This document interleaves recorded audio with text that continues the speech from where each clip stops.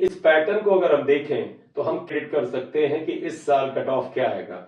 जब बेटा हम इन डिफरेंट ईयर्स का और डिफरेंट राउंड्स का कट ऑफ का पैटर्न देखते हैं और अदर कैलकुलेशंस करते हैं, हालांकि अभी हमारे पास सीट मैट्रिक्स नहीं है। जब सीट मैट्रिक्स आ जाएगी, किस कैटेगरी में कितनी सीट्स आती हैं, तब बेटे ये एक्सपेक्टेड कट ऑफ का कैलकुलेशन और ज्यादा बेहतर और एक्यूरेट किया जा सकता है। इसलिए जब सीट मैट्रिक्स आएगी तो एक बार फिर से इसको रिव्यू करेंगे कि ये क्या कट ऑफ चेंज हो सकता है कि यही रहने की संभावना है। प्रीवियस ईयर्स में पैटर्न देखें तो राउंड 1 से राउंड 2 में जो कट ऑफ में ड्रॉप आता है, फिर राउंड 2 से राउंड 3 में जो कट ऑफ में ड्रॉप आता है, वो प्रीवियस हर ईयर में लगभग एक रेंज के अंदर चलता था। वो रेंज बहुत ज्यादा वायलेट नहीं होती थी, लेकिन ये रेंज वायलेट होती है 2023 की कट ऑफ में, जो कि बहुत ही ड्रेस्टिकली होती है। और राउंड 2 से राउंड 3 का कट ऑफ आपने देखा कितना कम ड्रॉप आया उसमें। अनरिजर्व में सिर्फ 532-530 रैंक का ड्रॉप आया था राउंड 2 से राउंड 3 में 2023 में, जबकि ईडब्ल्यूएस में सिर्फ 230 रैंक के आसपास का ड्रॉप आया था। ओबीसी ओपन में 330 रैंक के आसपास का ड्रॉप आया था। एससी में 6000 रैंक के आसपास ड्रॉप आया था और एसटी में जरूर ये 14000 रैंक का ड्रॉप था।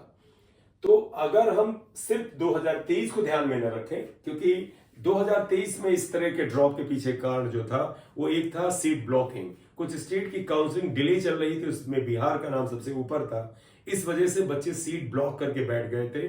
दैट इज वाई ये ड्रेस्टिक चेंज मिला था। इस साल बेटा सीट ब्लॉकिंग का कोई सीन नहीं है, सारा कुछ सही चल रहा है। बस बिहार का जरूर है कि राउंड 1 की जो काउंसलिंग हुई, उसका रिजल्ट आया, उसको फिर से रिवाइज करके डालना पड़ा।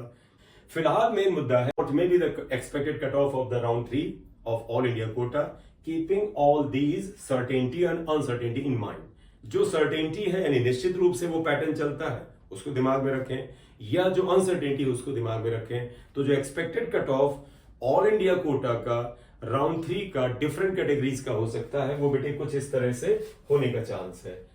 अनरिजर्व ओपन कैटेगरी का जो कट ऑफ है बेटा 24,200 ऑल इंडिया रैंक से 25,000 ऑल इंडिया रैंक के बीच में राउंड 3 में जा सकता है।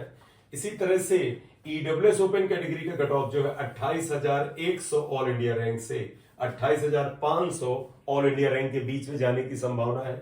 और ओबीसी ओपन कैटेगरी का cut off 24,300 all India rank से 25,200 ऑल इंडिया रैंक पर जा सकता है।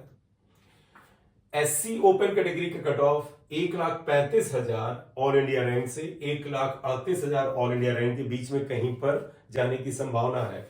इसी तरह से एसटी कैटेगरी का कट ऑफ बेटा 1,68,000 ऑल इंडिया रैंक से 1,73,000 ऑल इंडिया रैंक के बीच में कहीं तक जाने का चांस है। तो एसटी कैटेगरी का cut off 1,68,000 all India rank से 1,73,000 ऑल इंडिया रैंक के बीच में कहीं पर जाने का चांस है। तो ये एक्सपेक्टेड कट ऑफ है।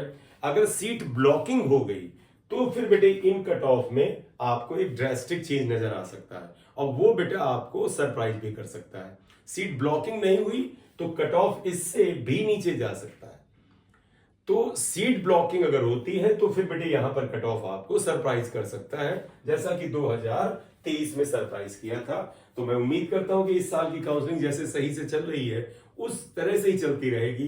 तो ये कट ऑफ जो पहली 3 कैटेगरीज का है, अगर सीट ब्लॉकिंग नहीं हुई तो कट ऑफ इससे भी 500-600 रैंक नीचे जा सकती है। अदरवाइज सीट ब्लॉकिंग की स्थिति में कट ऑफ इससे 500-600 रैंक ऊपर जा सकता है। ठीक है, तो इस वीडियो में यही बात करनी थी। आप अगर चैनल पर नए हैं तो काइंडली से सब्सक्राइब कर दीजिएगा, लाइक कर दीजिएगा। This is M Singh sir here. Thank you very much for watching the video. Thank you.